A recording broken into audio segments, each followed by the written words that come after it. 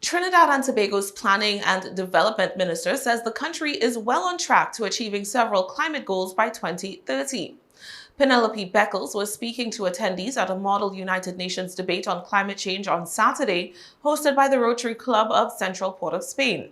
Local press outlet Guardian Media reports that she announced that the country had been able to successfully phase out chlorofluorocarbons, firmly linked to the destruction of the Earth's ozone layer, and now the attention was on eliminating hydrochlorofluorocarbons, another family of dangerous chemicals associated with the foam, refrigeration, and air conditioning industries.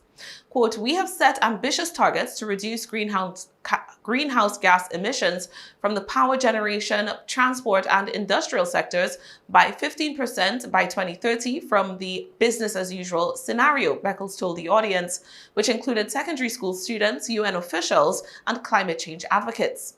Beckles also announced a key piece of the government's Vision 2030 National Development Strategy to reduce public transportation greenhouse gas emissions by 30% by switching to electric vehicles in that sector. Minister Beckles reiterated that while Trinidad is among the countries with the lowest greenhouse gas emissions, it is among those reeling from the effects of those emissions the most. So-called greenhouse gases are some of the key drivers of anthropogenic climate change, as emissions from human industry and activity have changed the composition of our atmosphere, trapping the sun's heat and raising the planet's surface and ocean temperatures. As a result, Beckles said the Republic faces the threat of rising sea levels, risks to life and safety due to extreme weather events caused by changing climate patterns, the destruction of infrastructure, and a potentially crippled economy. Trinidad and Tobago's government, through her ministry, has made the environment the focus of its development agenda through a national development strategy called Vision 2030.